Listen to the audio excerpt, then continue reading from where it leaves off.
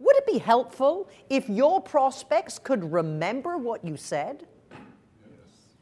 Would it be beneficial if they could vividly, in a meeting with their teams, just like that, retell the 3 main reasons you're better than your competitors? And would it be profitable if they could give examples of your other satisfied clients who think you're the best? Our goal in this session is to challenge you to revisit your own sales conversations and presentations and put them under a magnifying glass to look at the words that you use, how you use them, and how you structure your sales presentation.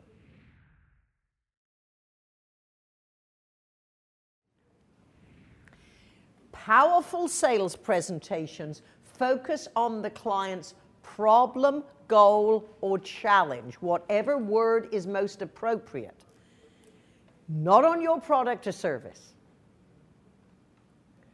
Because if there's no need or no interest, they're not even talking to you.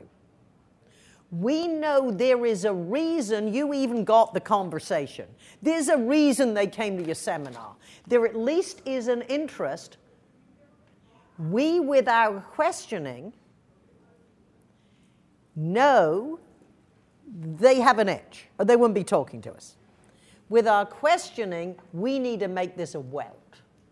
But don't worry, we have the salve.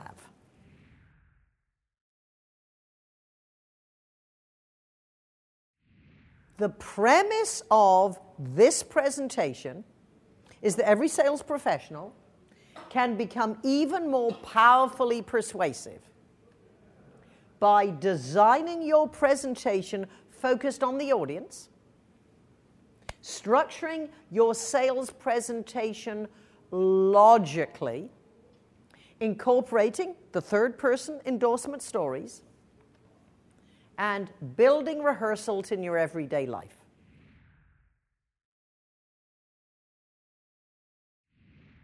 You're obviously going to review their challenges and your recommendations, then you open it for questions, and you always have to close on a high.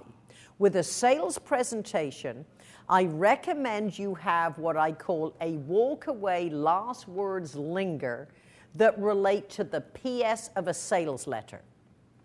All good copywriters will tell you they often write the PS on a good sales letter or a website that has great sales copy. The walk-away line is never a new idea.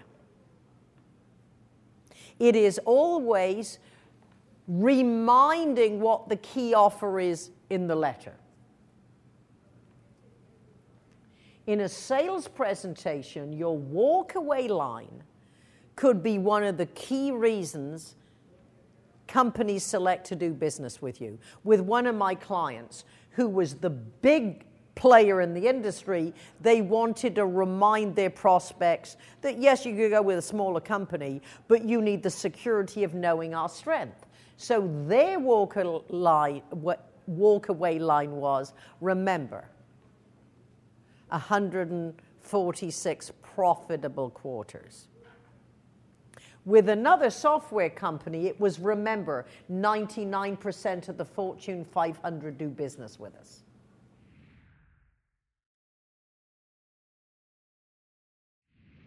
Now, the key to connection, how do you know how to structure your sales presentation?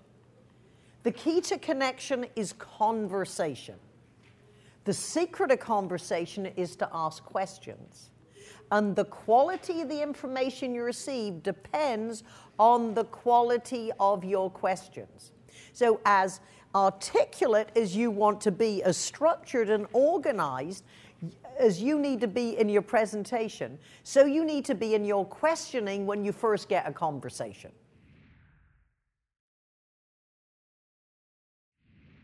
Now, these are options of how you might phrase your presentation. Now, we're now imagining you had a good conversation, they liked your questioning. You weren't talking too much about you until you found out should you really be having a conversation. Then you have an appointment. Now, some wonderful champion that you talk to has given you enough information, and management teams are very busy. You are not getting on anybody's calendar unless they have at least a vague interest in finding out more. Usually, they probably are searching for you or your competitor. They might not be making the decision this month, but there's an interest. Your opening line should be congratulations.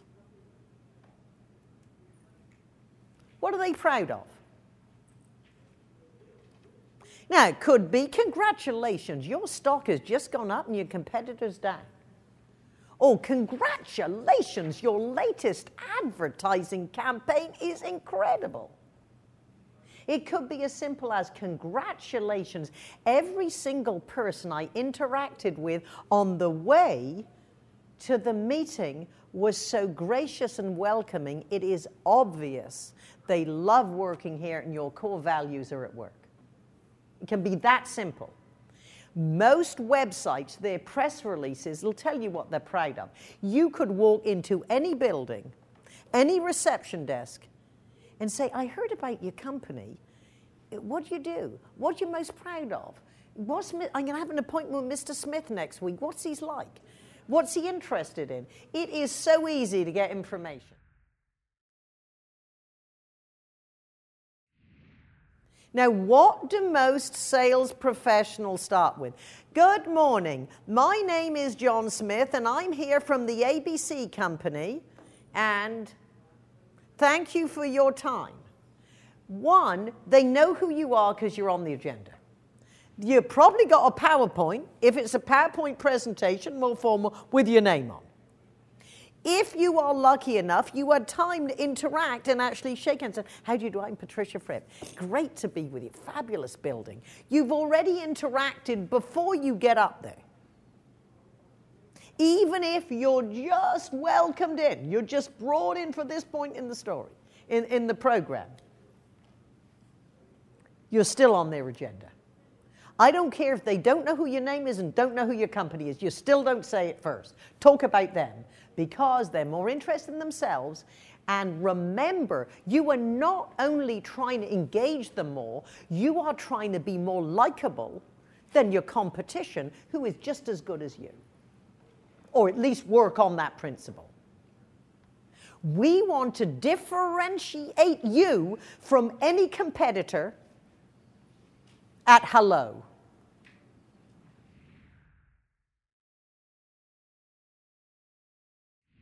You have a challenge, or you have an amazing opportunity, or you have an awesome responsibility.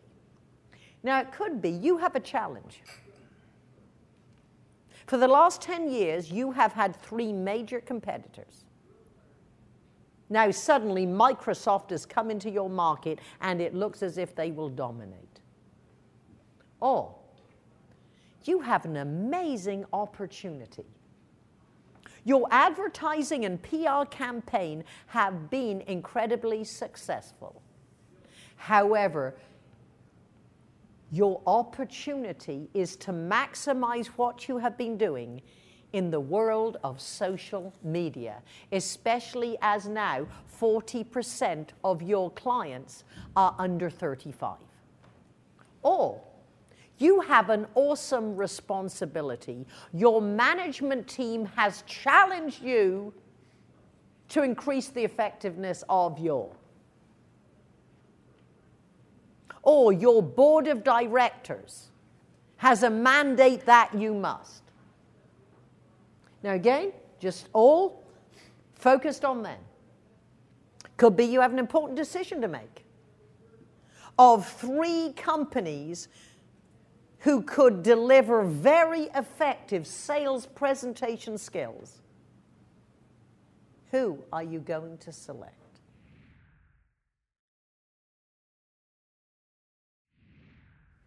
Thank you for the opportunity too. Still haven't introduced yourself. Now, discuss how our investment, our solution, our training, our software, our conference can help you become, or what is solving their problem in their words. John has been very generous with his time and his information preparing me for this meeting. Always make a hero out of the person who prefers. Because, and perhaps John is going to introduce you. But if you have a champion who's prepared you for this meeting, you need to say to John, thank you very much for getting me ready and for getting me on your executive's agenda. We obviously both want this to go well. If I may suggest, it would be better if you could introduce me this way. Now, if he set it up, he's got a vested interest in it going well. People will do anything you want them to do when they know it's in their best interest to do so.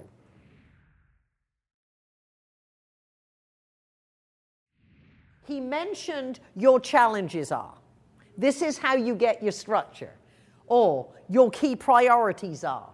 Or you are most interested in. Can you see this is conversation? This is logical. This is a formula that you adapt to each company. This makes sense? You might then say, this presentation is structured around your interests, your priorities, your major focus.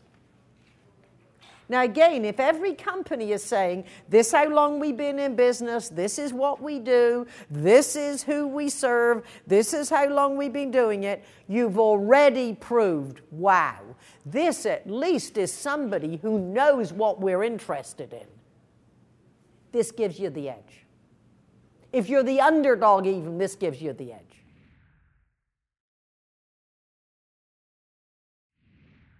Your questions and other topics of discussion are welcome. Now, in case we've not had the pleasure of meeting, this is when you introduce yourself. I'm Patricia Fripp. In my role as your sales consultant, creative director, investment advisor, you can have the confidence of knowing. Now, most people would say, I've been in this business for 15 years.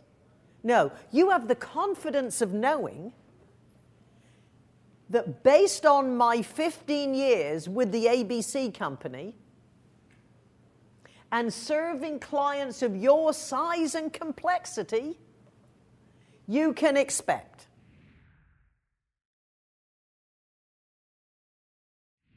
in the next 8 minutes, which is saying I have honored the time you've given me on the agenda, you will decide the best decision you can make for your association and your association members is to bring your convention to San Francisco and the Fairmont Hotel. That is 5 you or yours, 1 Fairmont. That is you-focused language. That is an emotional connection. But we know you have to emotionally and logically, intellectually connect. People will, if you emotionally connect, they'll like you. Logic makes you think, emotion makes you act. You have to go back and justify why you made the decision. So the convention committee still has to go back and tell the association staff and the board of directors, this is why we select the more expensive San Francisco. And then you have to sell it to the membership so they'll come to your convention. So then I suggested he say, San Diego is a magnificent destination. And you should go there another year. However, the reasons you should come to San Francisco this year are bullet, bullet, bullet, bullet. Analytical, good reasons. So you start with emotion, Your speech structure, you see, it's still a mini speech structure. Strong opening, you-focused language, a structure of all the reasons why it's a good decision, then close on emotion. Imagine years from now, when your convention attendees are sitting around a convention lobby reminiscing about the best convention they ever attended, and they remember their favorite in San Francisco when you were the convention committee.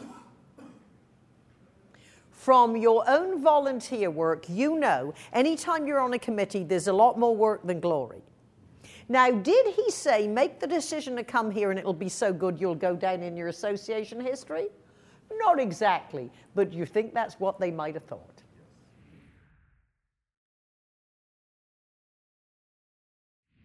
You can feel confident. Perhaps you agree. How often have you, in your experience, based on your situation, these are set up phrases for you to talk about your own product or service or how you can help them?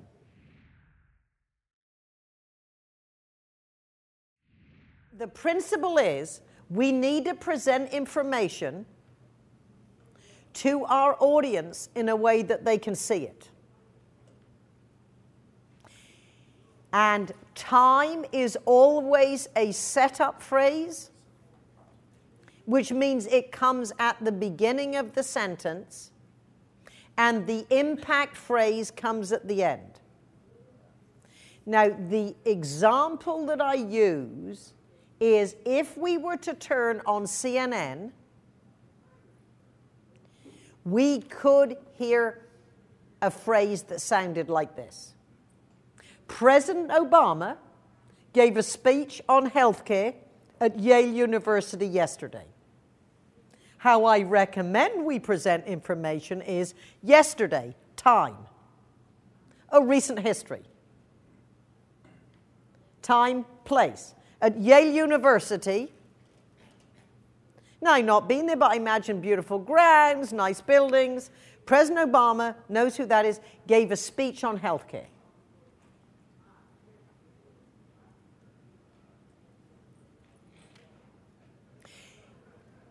You can imagine if you said, your company had its best sales ever in 1956. All right, it would be much better to say in 1956,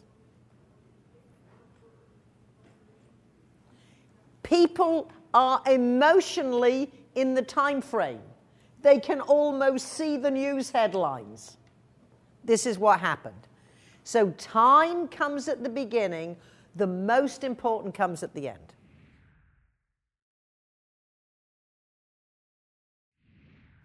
We need to populate your stories with flesh and blood characters. That's your satisfied clients that relate to the audience. Remember, your prospects are going to relate more to people like them than you trying to sell them.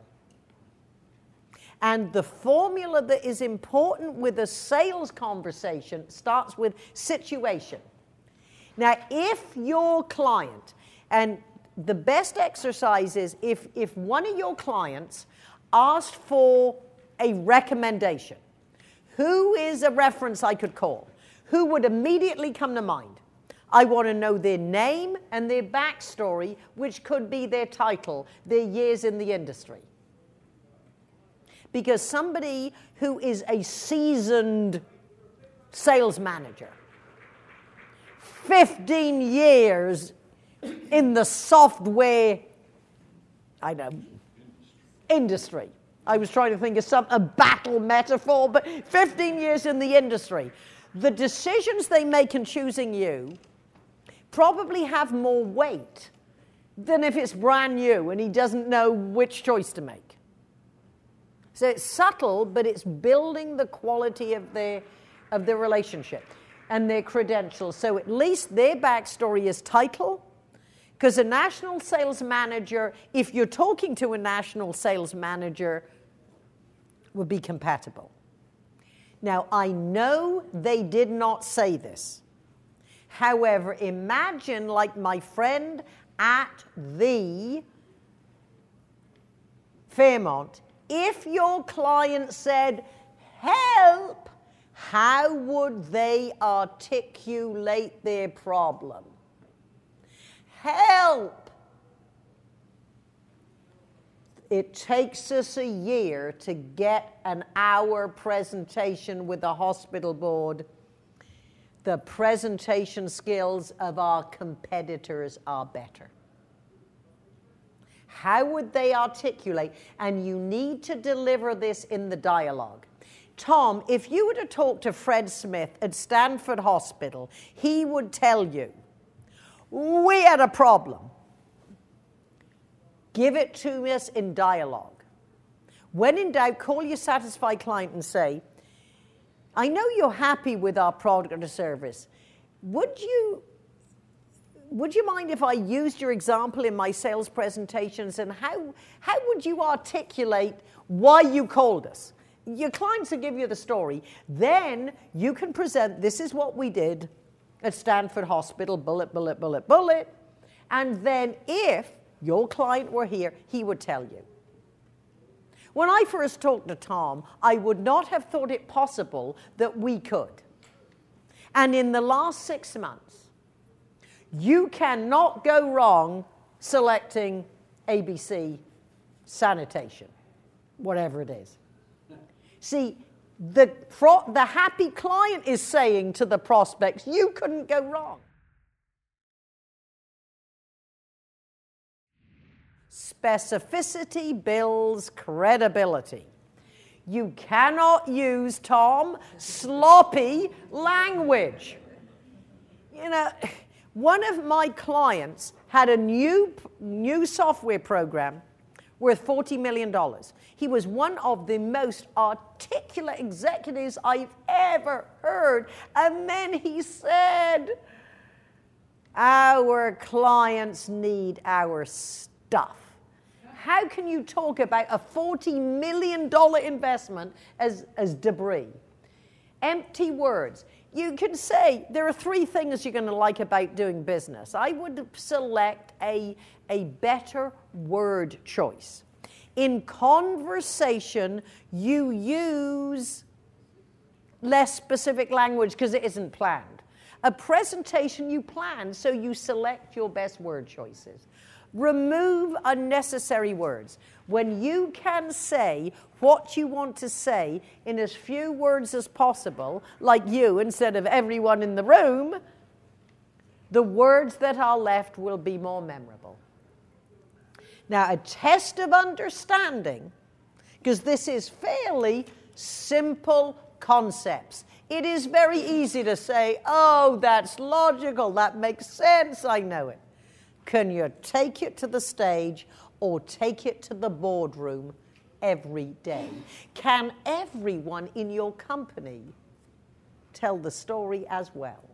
Because wouldn't it be nice to know that no matter which sales professional talks to your prospects, they all have a consistent message?